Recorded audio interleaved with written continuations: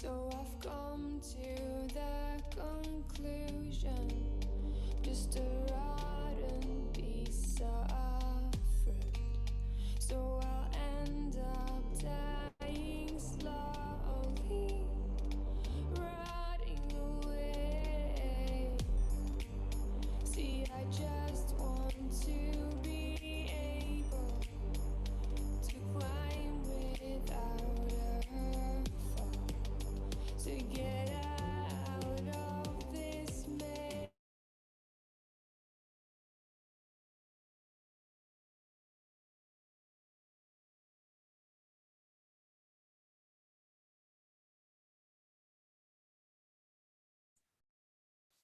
Welcome to today's SEI Live on the topic of DEI, or diversity, equity, and inclusion. For folks who don't know me, my name is Danielle Schroeder, and I use she and her pronouns. I am an associate bridge engineer with Pennoni in Pennsylvania and currently serve as the vice chair of the SEI Student Initiatives Committee and am a member of both the SEI Structures Congresses Committee and the Public Relations Committee. Relevant to today's topic, I am also a corresponding member of Mosaic, which stands for Members of Society Advancing an Inclusive Culture, and also serve as the co-chair for the Diversity, Equity, and Inclusion Committee for Drexel Alumni's Board of Governors. I am joined today by two fantastic guests, Guillermo Diaz-Fañez and Carol Martzoff. Guillermo Diaz-Fañez is Dominican national with over 10 years of experience leading climate and multi-hazard disaster resilience assessments, managing large infrastructure projects, and providing advisory services to public and private sector clients to integrate resilience into their portfolios. He serves as an infrastructure climate consultant at the Public-Private Infrastructure Advisory Facility, or PF, at the World Bank in Washington, D.C. His role at PF is to ramp up his unit's engagement on climate resilience and environmental sustainability by deepening the technical qualities of PF's climate resilience advisory work, establishing the central support mechanisms that will help PF grantees introduce climate and environmental considerations into the policy and planning of private participations in infrastructure, and support the development of guidelines on climate resilience in PPI. He currently manages projects in Africa, Asia, Latin America, the Caribbean, and the Middle East in collaboration with bank staff from headquarters and country offices. Guillermo also serves as the founding president of the Queer Advocacy and Knowledge Exchange, also known as Quake, a national nonprofit organization for LGBTQIA+ professionals and students working in the fields of civil engineering, architecture, urban planning, design, and construction. Quake ensures visibility and protection of LGBTQIA+ individuals by facilitating networking opportunities, providing a forum for mentorship, and fighting discrimination against members of our community in the workplace. Guillermo is recognized with multiple distinctions, including the 2021 Out to Innovate LGBTQIA+ Engineer of the Year, 2020 Crain's New York Notable LGBTQ Leaders and Executives, 2019 ASCE Met Section Younger Member Award, 2019 ENR New York Top 20 Under 40, 2018 ASCE New Faces of Civil Engineering Professional, and many more. Carol Martzoff, PE, PMP, CPDTD, Lead AP, Fellow ASCE, is Vice President and Chief Learning Officer for Urban Engineers Incorporated. A graduate of Temple University and a professional engineer with 27 years of experience, Ms. Martzoff has utilized her technical expertise and career knowledge to create the Urban Training Institute and develop dynamic training programs. Under her leadership, the Institute quickly evolved into an award-winning and highly respected institution. She is former president of ASCE Philadelphia Section, current Region 2 governor, and vice chair of Mosaic. Carol is also a past president of WTS Philadelphia, as well as a current member of the WTS International Diversity, Equity, and Inclusion Committee, and WTS is Women's Transportation Seminar. Carol teaches courses and facilitation programs for diversity, equity, and inclusion, including an introduction to DEI, allyship, bias and microaggressions, and she facilitates discussions in organizations about DEI, bringing about true, healthy dialogue.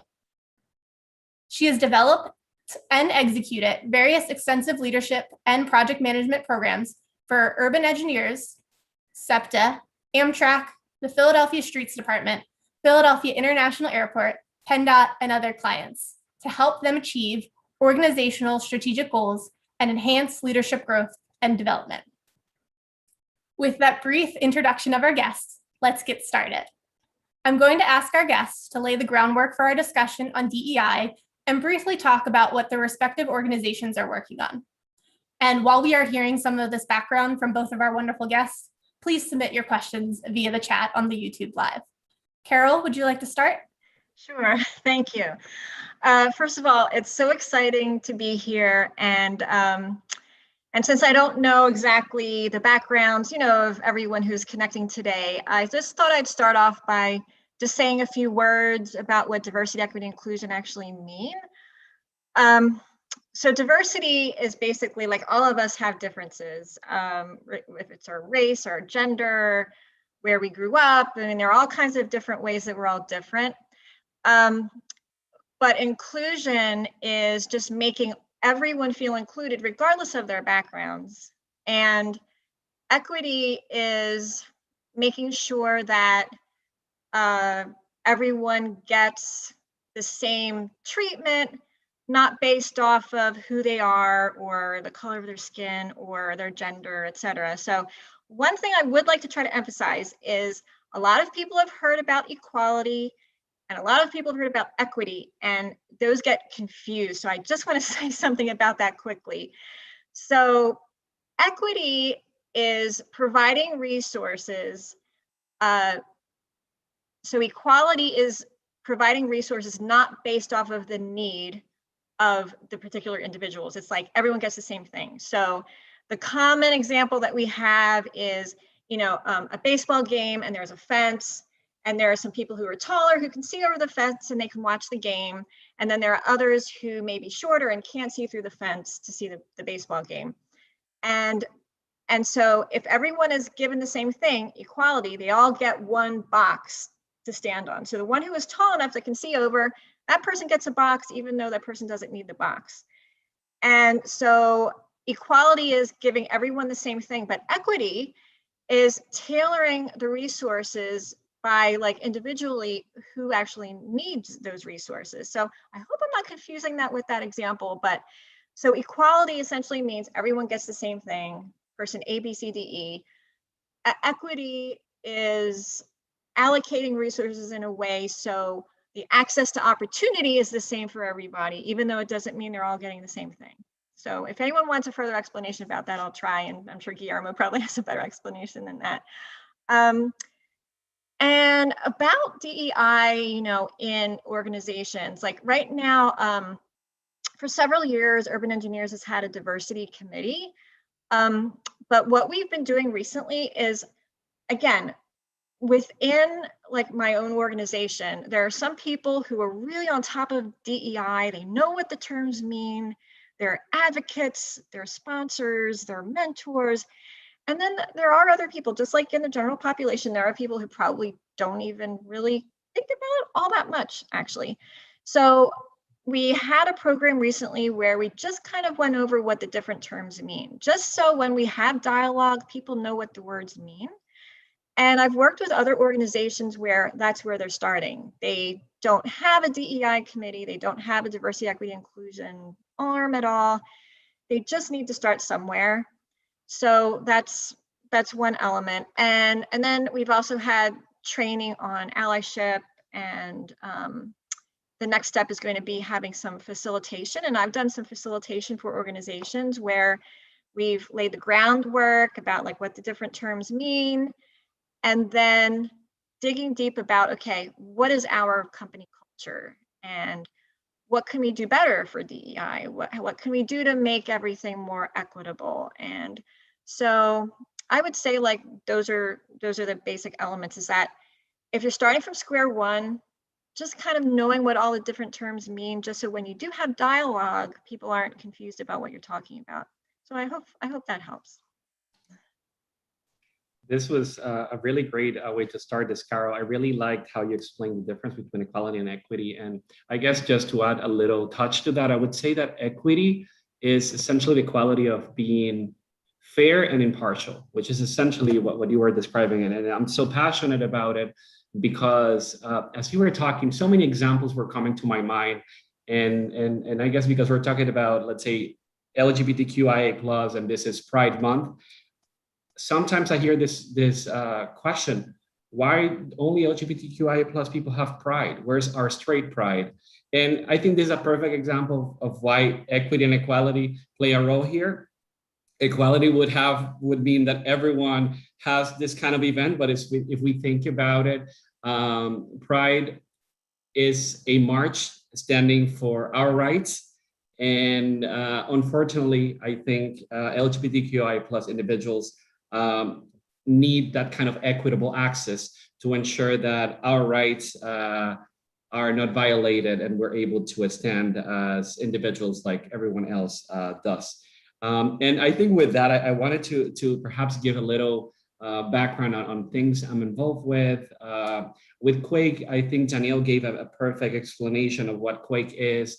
And just to give a little more to that, essentially in Quake, what we're trying to do is to ensure that LGBTQIA plus professional and students in the built environment careers are empowered and they're able to really find ways to seek mentorship, which is very much needed, to look for ways to remain in our profession, because that's one of the biggest issues that we see when we talk about underrepresented groups, that people tend to leave the profession or sometimes they do not pursue a career there. And we want to make sure that we're a voice for those that are struggling and find solution within us.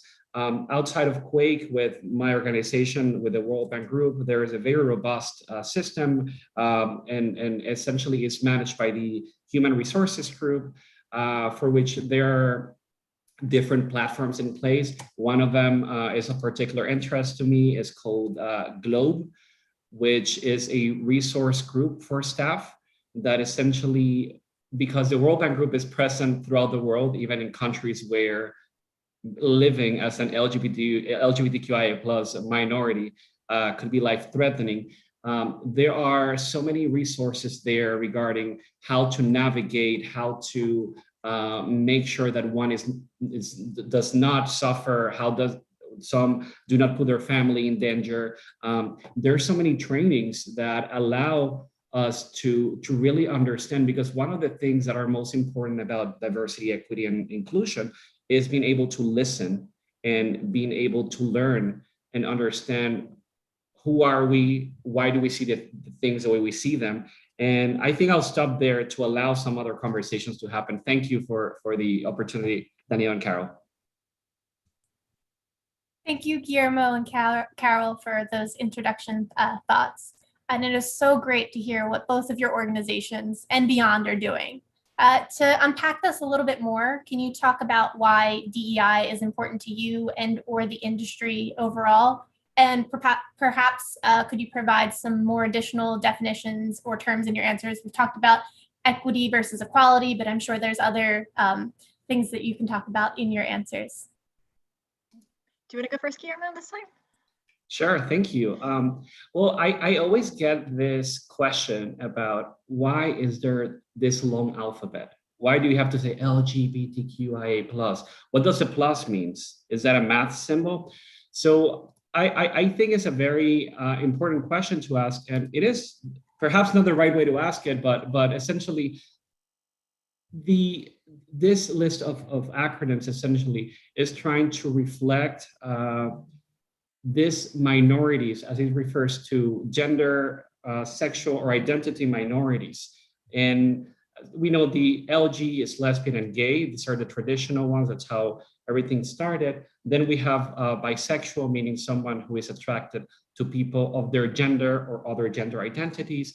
Then we have the T, which refers to a transgender or trans person, which is essentially someone whose gender identity or gender expression is different from their biological sex. And then we have the Q, which actually I have a wonderful anecdote to say.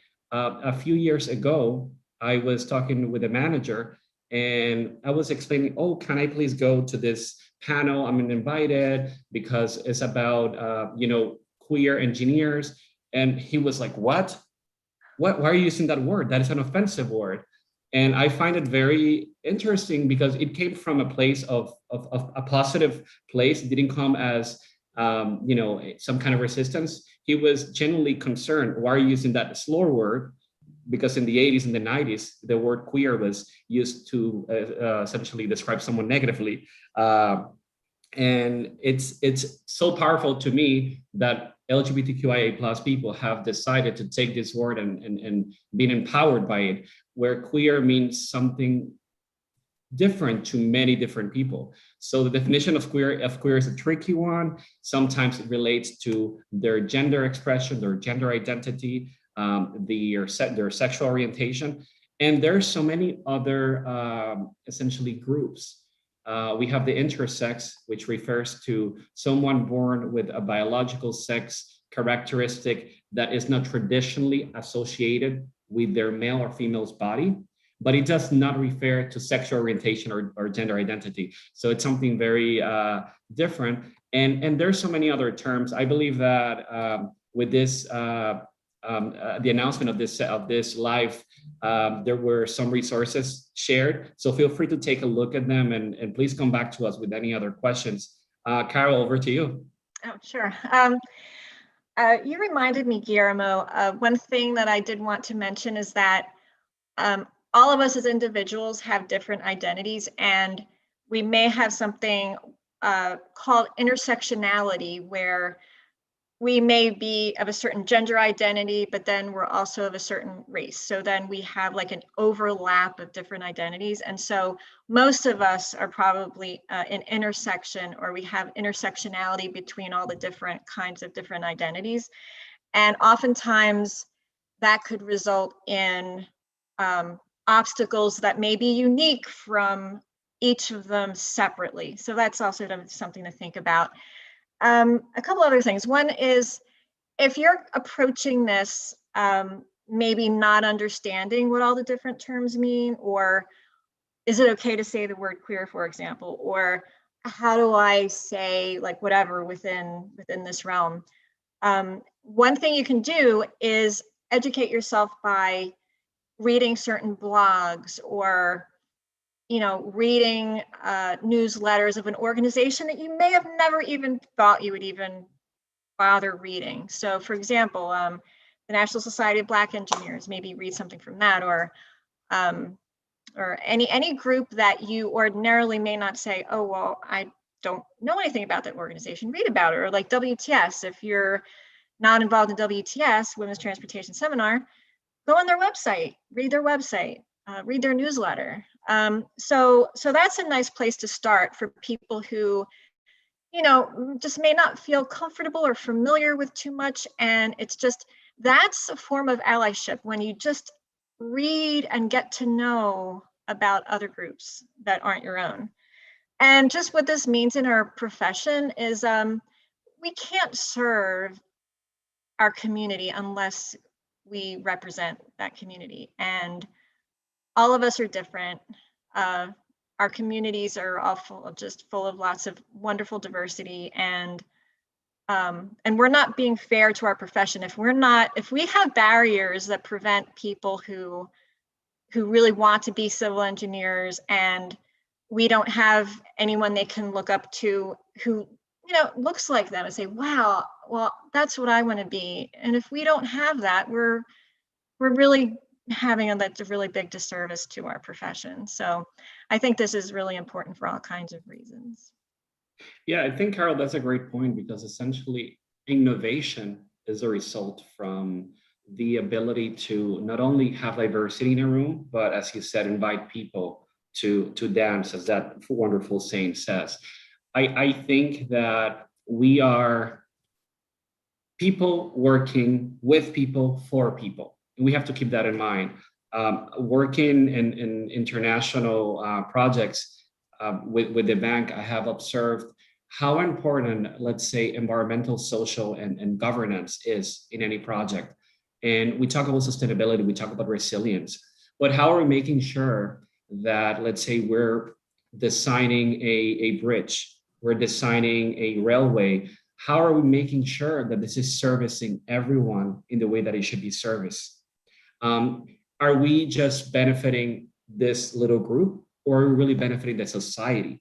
Societies will not be able to grow their economies and essentially meet our sustainable development goals if we are not able to essentially empower everyone. This is what is going to create jobs. I think in political ads, you always hear that infrastructure is a backbone of our society. And actually it is. It is a cliche, but it is. And it will be the backbone as long as everyone is included. And we are not only talking about including them in the design process, we need to do appropriate stakeholder consultation. We need to talk to the people and understand, as a trans person, I suffer microaggressions in the public transport, therefore I do not take public transport. What can we do around it? How can we design our infrastructure better to account for that experience of trans people? And then going beyond to what Carol said on intersectionality, it's not just about one category. We're all very complex as individuals. We are individual people that essentially have unique experiences. Where I grew up, the languages I speak or don't speak, my socioeconomic context will influence the way that I think and see things. So having two people exactly like me in a design team is not going to be the most beneficial. So that's something very important, and why I think also DEI is important. I see that there's a question about allyship in action. Would you like me to approach that next? Yes, absolutely. Okay, that's great. what I was going to say. You talked about allyship and being an ally in your question. So can you unpack that a little bit more? Can you talk about maybe a specific example? And I would also like to open that up to Guillermo after, if that's okay. Yeah, super. Yeah, and this is going to be like one of my favorite topics because it's something in action. Like what can we do? So one form of allyship is just through education, just educating yourself about all the various kinds of diversity and organizations that represent a certain marginalized group, and just reading and just filling your mind and your heart with organizations and people outside of your normal area of influence. Because if we're just always, talking to people who are like us, we're not really growing. So that's one thing. It's just through education, just learning as much as you can, reading different blogs, watching different things on YouTube, whatever. Another one is, for example, being someone's sponsor. So there's a difference between being a mentor and a sponsor. So one form of allyship is being someone's mentor, which is giving them encouragement, really listening, like Guillermo had mentioned the importance of listening, But sponsorship is, for example, if an invitation, this is actually a real example, an invitation, it gets sent around to a certain group of people, whatever, and they're saying, within an organization, it says, oh, we have a table of 10 at this event. Which one of you would like to go? And you take a look at that list, say, who is being asked to go? And just think about other people that you're sponsoring in your organization and think, oh, well, I know so-and-so who I think should be invited. So maybe bring that up. Like if you see opportunity and you see anyone excluded, bring them into the fold and say, and actually make the recommendation. Oh, I think so-and-so should be going to that professional society event or that professional dinner. Or you could maybe submit an abstract for the ASCE National Conference or some kind of conference. of someone that you'd like to, sponsor and kind of bring attention to, help them grow. So that's another way. So those are just some of the examples that I can think of where you actually put some action behind your idea of allyship. I think those are great examples, Carol, and I would like to essentially add to it something that I have noticed a lot. And I don't know if we are familiar with the term performative allyship. And this is something that is very important that we try to avoid. And so essentially, I'll try to define it, and please, Danielle or Carol, feel free to try to help with as I put the words together. So essentially, we have to make sure that we are not doing things just for the sake of looking good, because an ally is someone who is essentially from a non-marginalized group who uses their privilege to advocate for that marginalized group. And I think, when movement happens like the Black Lives Matter movement or even Pride, we just see a lot of social media posts that seem to be about, oh, I support this, but it's more on getting the views and getting the likes and then getting the money. So we have to make sure that what we are doing, it's something that we really believe in, that we are able to translate that into calling out people in real life, speaking in our social circles, if possible, acting with our wallets, but most important, as Carol mentioned, informing yourself. Even something that would be good to against performative allyship is do something that no one will ever know. When something comes anonymous, it really has an impact. Beyond that, I think also we have to remember that there are historically groups that are very marginalized, like Black, Indian, people of color. So these are groups that really need their voices amplified. And I think especially in our industry, if I'm sure that everyone who is looking right now, we're not in an office setting, unfortunately, anymore, but if we were and we looked around, we would not be able to spot these individuals. Why? Because our industry is still trying to work hard. Now we're doing much better, but in the past, that was not the case. The same with, let's say, women in engineering. If we think back in the 90s, it was very rare for them, or even the early 2000s, for them to remain in the career. And now we're seeing more champions like Danielle or a role model like Carol that are there to show other girls and women that, oh, I can be a woman and I can be an engineer. And I think the same should be translated to LGBTQIA+, people of color, Black, Native people. I mean, it's all about that. And it's very important that when we act, we do it in the right way. And I think this is what allyship should be about.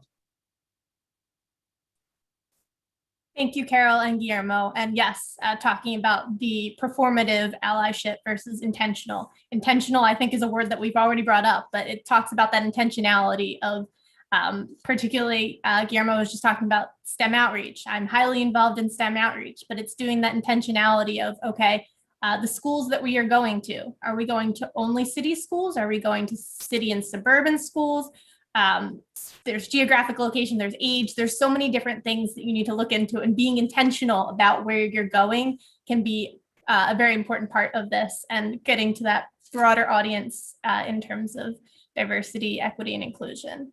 I would like to shift the conversation to talk a little bit about mentoring, perhaps of how we think creating a strong mentoring culture can advance diversity and inclusion in your firms or organizations in general. I guess I'll start a little bit with that. And I guess also one thing I wanted to mention is one form of allyship too is, I guess, being empathetic is also a part of that. Is it's really important to listen actively and be empathetic. And so even though you may be talking to someone who has totally different experiences than you, it's important to listen with an empathetic ear, even though you may not understand it completely, because unless you've walked in their shoes, you don't understand. But at least if you can have an empathetic ear, that's also a form of allyship So like it's not necessarily something big and grandiose, but even just actively listening is helpful in that regard. So in that case, about mentoring, mentoring is something that's, I think, very important. And you know, when you're going into your career and you just are not sure about certain things and you don't have that much experience, or even if you do have certain experience and you have like, you know, new things that come up, it's really helpful to have someone to talk to. And I think particularly around diversity, equity, inclusion, you may feel like really alone. So I think it's really important to get a mentor. I guess a lot of my mentoring relationships happened organically, but I've also been a part of some organizations that had formal mentoring programs. So I would say be involved in both. If there's a mentoring program in your firm, if there's a mentoring program in ASCE at your local chapter or local section, mentoring program in whatever, any kind of organization, I'd recommend applying for those, just because there are some benefits to formal mentoring programs, but also be on the lookout for those organic opportunities too. And from the aspect of being a mentor, but also if any of you like listening in today and you'd like a mentor, you know, maybe reach out to someone that you've maybe met somewhere or that you've read about and just say, hey, I've just kind of introduce yourself, and maybe that kind of relationship could come out of that. So I think it's critical, especially when we talk about DEIs, to not feel alone and to feel like you have someone to talk to. So that's why I think having a mentor is really important. I agree, Carol. I think having mentors is very important. And actually, as I was navigating, starting my career, I didn't really understand, okay, so I have to pick a mentor, someone that I work with directly. That's, I guess, the most obvious thing, starting my career. But then I started to realize that it's okay to have more than one mentor. And guess what? It is very much advisable to have a diversity of mentors. I always wanted to have an LGBTQIA plus mentor because of the personal things I was going through. And I was not lucky enough to have one, but I did encounter, let's say, one of my biggest mentors, Dr. Cici Nicolau. She is a woman who has been in the field of civil engineering for over 25 years. And a lot of the struggles that she suffered as a woman, in some way, I could reflect them to what I was going through. And that became very, very, very positive for me. It is not the same experience, of course, but I was able to kind of get some insight on how can I act around the struggles I was going through. But beyond finding mentors within your department or your organization, I think, as Carol mentioned, it's very important to find people who think differently from you and people who could be more objective, because there are some boundaries and some limits in certain mentorship relationships. So with that in mind, we really, when we think of choosing the right mentors, we have to think on, are we looking for a coach? Are we looking for someone to be a confidant or a counselor, or someone that can provide with a choice, someone that could empower me to essentially, for me to be able to have more visibility? These are the type of questions we have to start thinking about. But we also have to remember that this is something voluntary and to some extent should be a little organic. Even if it's within an organization, there has to be some organic part in this mentorship relationship. Something very important as well is to ensure that there is training for both the mentor and the mentee, because I think there is some guidance and good practices that would really make a relationship efficient. I don't think that perhaps it is mandatory to attend a number of courses or anything like that, but it is very important that something like the goals that one wants to essentially achieve through this relationship are somehow laid out so that you're working towards those goals. And that's why it is important to have different types of mentors. And how this translates into DEI, will have to do a lot with individual experience of the mentor and the mentee. Thank you for that. I definitely agree about having multiple mentors from different backgrounds and all the advice that you both shared. Another way that you can start looking for a mentor is ASC Society level has the ASCE Mentor Match that you can join, and SEI specifically has a mentoring committee. So reach out if you are looking, and we can hopefully help you in that conversation. We have gotten one question in the chat, so I'm going to read that now. And for folks that are listening in, please add your questions into the chat, and we'll try to get to them by the end of the session. So in Brown versus the Board of Education, would the Supreme Court ruling count as performative allyship? Does someone answer this? Yeah, I can at least take an initial crack at it. I have to say that I've never been asked that question before, and it's a very hard question, but I thought maybe I could just get the dialogue started. So performative allyship is, and I know we've talked about what that means. It's almost like going through the steps of what looks like allyship, but it's not really, and you don't really feel it. You're not intentional, as you said, Danny. And so whenever I think of performative allyship, I think about like more superficial, kind of cursory kind of things that can occur, not something as much as like a Supreme Court ruling necessarily. So back when that occurred, you know, I guess it made it illegal for racial segregation to happen in the public schools. And so that was like in the 50s. And so I don't even think we even had the word allyship until after that, and certainly performative allyship after that. So but it doesn't mean that the seeds of that kind of idea didn't exist back then. So I would say it's just a really hard question. I would say it's hard to answer because it's almost like you're putting two different worlds from different times together almost. You know, performative allyship I read a lot about now.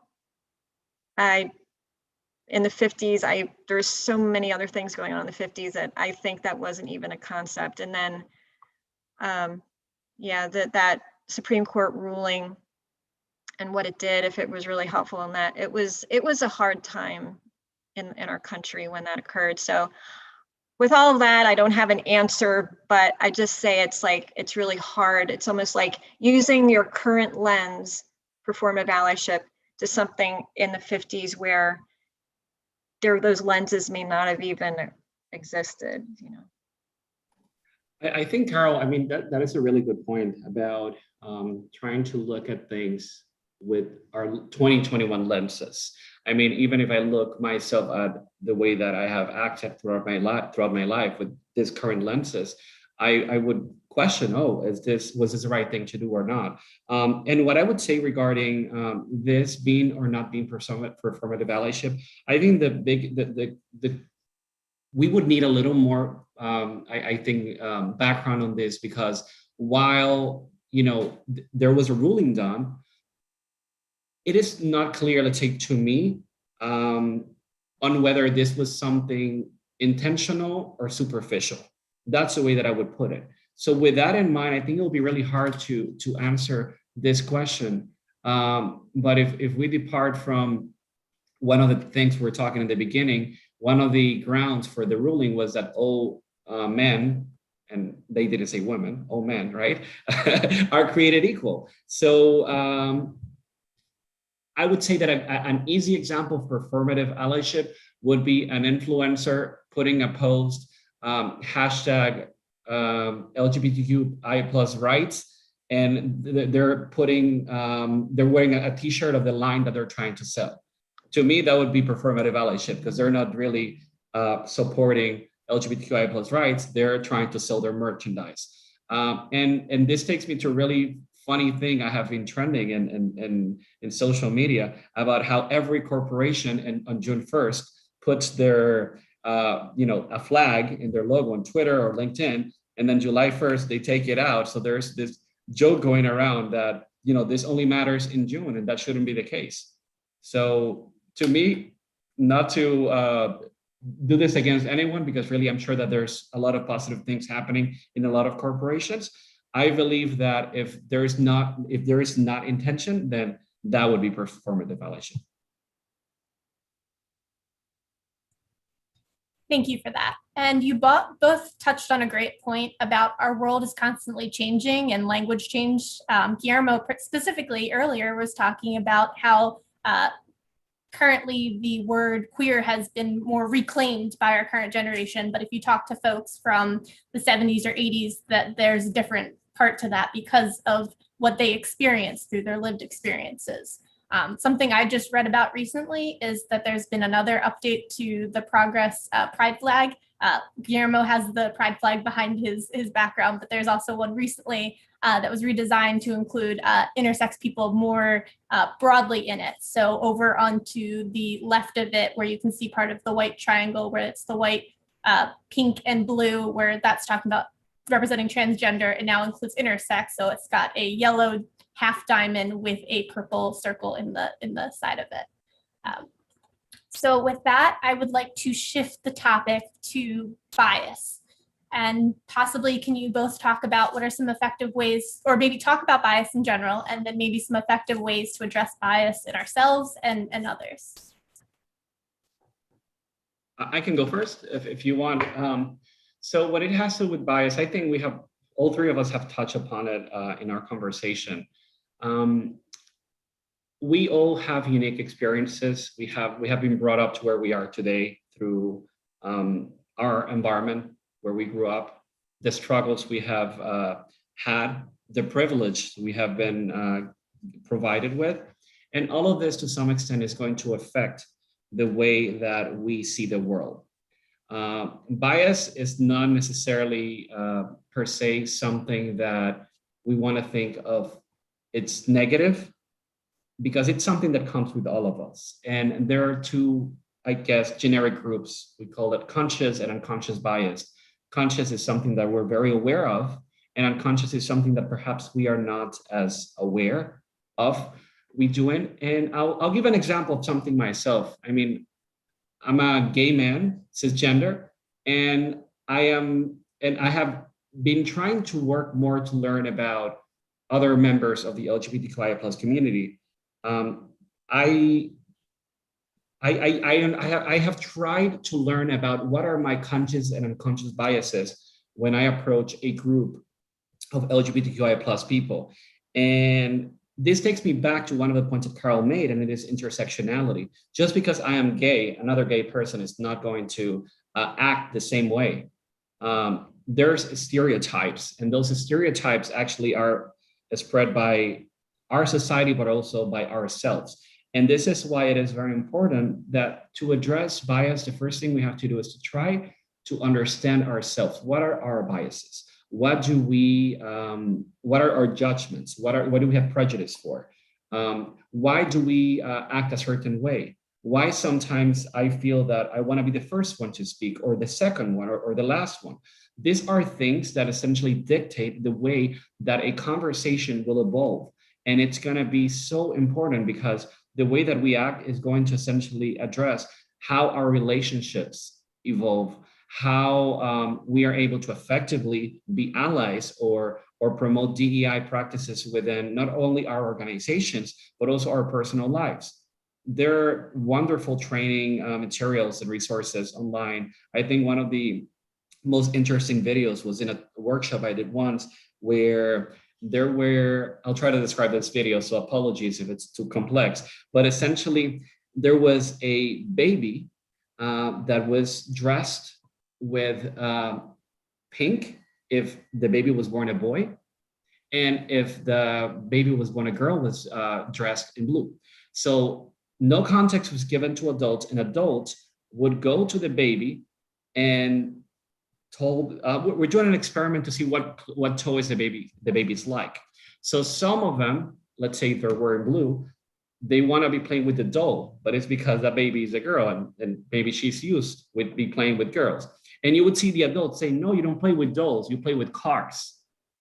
You are a boy, you have to play with cars. And this is like really interesting, because at the end of this video, people were like, what is going on? Why are all the babies like playing with the opposite toy that we all think, they should be playing with? And then the training ended by essentially the facilitator explaining, well, it looks like we all need to work on this because clearly even you guys in the audience, you folks in the audience, you were already having prejudices about what the baby should be playing with. So it's very important that we read, that we listen, and we try to identify those things that are our biases to see how we can better address them. I'll just say, just add to Guillermo's remarks, something that Guillermo mentioned is, from the way we grow up, we may just view the world a certain way just based off of how we grew up. And when you actually read more about the neurobiology and what happens in your brain with regard to bias, we actually have bias for many things. It's not just social bias. It's just we have all kinds of bias. And I'm not a neuroscientist, but from what I've read, what happens is your brain is getting information through what you see, through what you hear, through what you feel, and all kinds of things. And it's processing it based off of your experiences to then quickly establish a shortcut of how to act. And sometimes if we have throughout our growing up, if we had a certain viewpoint of a particular person, and then in the present, we see a person who may have had those characteristics, our bias immediately wants to take a shortcut about, okay, how do I act? And so it's important to try to identify what those biases are. And Harvard actually has a really great unconscious bias test. And I've gone through that test, and it really takes just maybe a minute or two. It's really fast. And it may help you just gain some insight into some biases that you may have that you don't even realize. And that's a whole other topic that you don't even realize you even have them. And so there's explicit bias where it's obvious. If someone's posting an ad in a paper or online somewhere and it indicates something that is just explicitly biased. And then there's a subconscious, which is the harder one because you don't even know you're doing it. So maybe just going to that, it's Harvard. If you just Google like Harvard unconscious bias test, it should come right up. It's free, and that may be helpful. Excellent. Yes, I will add that resource in the chat as we go. And kind of to take off of both of your points of the way that you can work on your own biases is tools like that of the Harvard Project Implicit, but also I believe both Carol and Guillermo have talked about this, of that self-education, of taking intentional time to learn about other identities different than your own. Particularly, I will give one quick example. If folks have seen Disclosure, it's currently on Netflix. The executive producer is Laverne Cox, who was famously in Orange is the New Black, so folks might know her from that. But it's a documentary about how the transgender community has been portrayed in the media. So if folks have Netflix, I definitely recommend checking that out. We have another question from the audience. So it's going back to performative allyship. So what are your thoughts towards the industry moving away from that performative allyship? We kind of talked about this a little bit before, but an example of firms starting a DEI initiative, but those groups having little to no budget or an ear to leadership to make that real change. I think I'll come first. It's a toughie because it is a reality that a lot of times corporations understand there is a right side to history and a wrong side, but they don't necessarily have the ability or the intention to really commit to it full. And I think it does take a lot of effort and time. Like anything in life, no one is going to be given a budget just to start something that we don't understand. It is very important that as let's say that I work for organization X and they don't have a DEI initiative. Well, I want to identify folks across the country that represent different sectors, represent different levels of seniority, represent different diversity traits, to seek interest and find champions.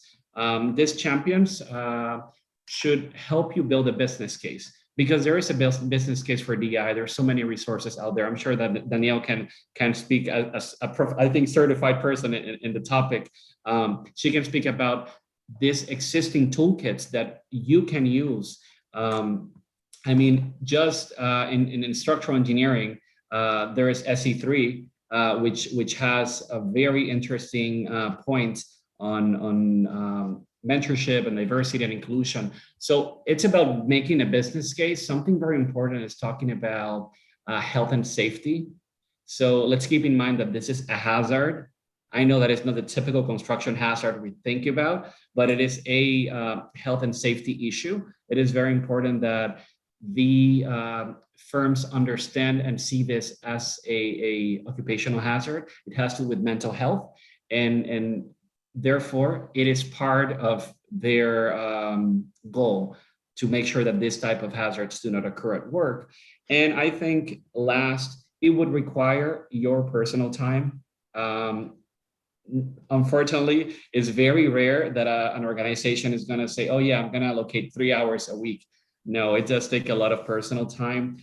So just be aware that you may need to put a few extra hours if you really want to make this effective, and finding resources other than within your organization, talking to your friend working in this other firm. How do you create the DI group in your organization? How did that come? So I'll stop there to allow Carol to add a few more. Thank you. Sure. And basically, I want to echo a couple of things that you said, Guillermo. And actually, I loved everything you said, but just two main points that have resonated with me. You definitely want people of different backgrounds behind your cause, because unless it's embraced by more people, it probably won't last. You really have to get all kinds of different people behind that initiative, all kinds of different people behind it. So that's one. And two is you do have to make a business case for it. It's not just DEI initiatives that probably get no budget right away. There are so many other initiatives that I remember from different organizations where it was started by someone, and especially within your company, and I've made that pitch in my own company, is that you have to tie it to a business case or it just may not happen. So it's important to do those things.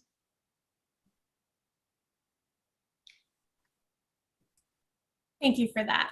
I want to also maybe make this a little bit broader in terms of SEI or ASCE. Both of you are on Mosaic. Can we talk about how Mosaic is helping in these questions and on the topic of diversity, equity, and inclusion? I guess I can start. So we're going to actually be having a best practices guide for everybody. So we've had lots of questions.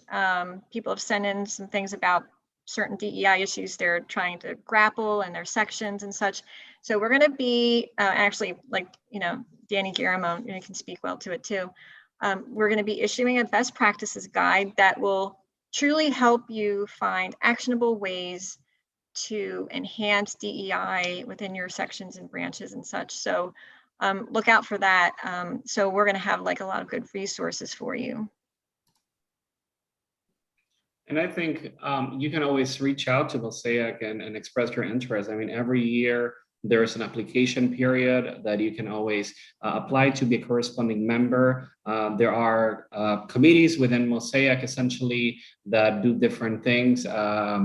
So even if you're involved in another society and would like to, let's say, echo the DEI intent that your organization has with ASCE, I am chairing the Strategic Partnership Committee, and this is a plug I'm putting there so that if you're involved in something else and you would like to essentially partner with ASCE on grounds of diversity, inclusion, and equity, that's an opportunity for that. Excellent. And yes, I can speak to my personal experience as being a corresponding member of Mosaic. It's fantastic. And I'm equal to my members in being able to, if there's work that I'm passionate and interested in, I can get involved in it. So I helped with the best practices guide as a corresponding member, because it's a great organization and or a great committee to be part of, and very inclusive in that perspective. There is also, before I forget, there is also an SEI DEI committee as well, for folks that are more interested in maybe more of the lens of structural engineering in terms of diversity, equity, inclusion, though there are many structural engineers on Mosaic. But wonderful. Thank you for this wonderful discussion. Before we close out, I would like to leave the curious attendees listening now with your opinion of what comes next.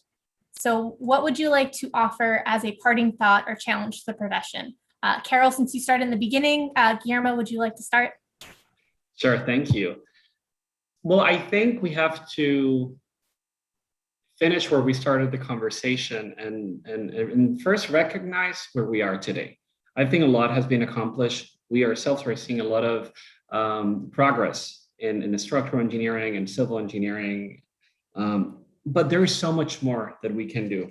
So I would like to challenge everyone, first, to go to the resource that Danielle would share with you, the Harvard implicit bias test. Check what are your biases and try to see how you can apply this so that you can bring more value to your everyday interactions, not only at work, also in your social circles. Be an ally. Make sure that what you're doing has intent. Be selfless about it, and make sure that you're able to speak up whenever it is your turn to speak up. It's very important also that you're able to respect those that do not have a voice. And if you're able to provide a venue and empower them, you try to do it, because for a very long time, many groups, many categories of people have not had the chance to have the platform that many other people have. So be an ally by ensuring that you're helping others. And I think one last thing, and I think this is coming from my own place. I earlier was referring to the fact that I can only speak as a gay man on my experience. I have so much to learn about other members of the LGBTQIA+ community, and things outside of gender and identity expression and sexual orientation. And me being a gay person does not give me marginalized points. I have my own privilege, and it's very important that we're all able to understand that it is not a competition. It is not about who is the most marginalized of us all. We should not be talking about, oh, I'm gay, so I deserve this. No, on the contrary, if you're given the opportunity, if you're given the voice, make sure that you use it well, and you're able to lift others around you that perhaps have not had the opportunity of having this voice. Thanks. I also want to reiterate something Guillermo said, is that if you can take that implicit bias test, definitely take it. Because I think one of the first steps is acknowledging that you may have bias. And I think if you just ask someone, do you have bias? They'll say no, but just truly try to understand yourself, really see if you don't have any bias. And it's not a bad thing to acknowledge, like acknowledge it and work on it or dig deeper about it. And the other thing is acknowledging where you do come from a place of privilege. And Guillermo, you mentioned that too. And acknowledging that privilege. So when people say, you know, I don't see gender, or I don't see color, or I don't see economic stratification, like I don't see it, but it exists. And in order to be a true ally, I think you need to acknowledge where you do have privilege. And so I would say those two self-reflection pieces, I think, is a way to kind of go forward a bit. Thank you for those thoughts and associated calls to actions. As we are nearing half past the hour, I want to mention some upcoming events where you can continue the conversation. The SEI annual meeting will be held on July 14th, starting at 4 p.m. Eastern Standard Time. The SEI Standard Series will be having a talk about the ASCE SEI 72 athletic field lighting, which will be held on July 15th at 1 p.m. Eastern Standard Time. Tune in for our next SEI Live, which is going to be on the topic of code development on August 4th, starting at 12:30 Eastern Standard Time. And lastly, later this month, ASCE is hosting a Thursdays at 3 on the topic of becoming an LGBTQIA+ ally and showing pride in civil engineering. That Guillermo, one of our guests today, will be hosting that event. This will be hosted on June 17th, starting at 3 p.m. Eastern Standard Time. Thank you again so much to my guests, Guillermo Diaz-Bañas and Carol Martzoff. Thank you all for attending and supporting SEI, and many thanks to the stellar SEI team that are in the background to bring this to fruition. Thank you. This concludes today's session, and happy Pride. Thank you. Thank you.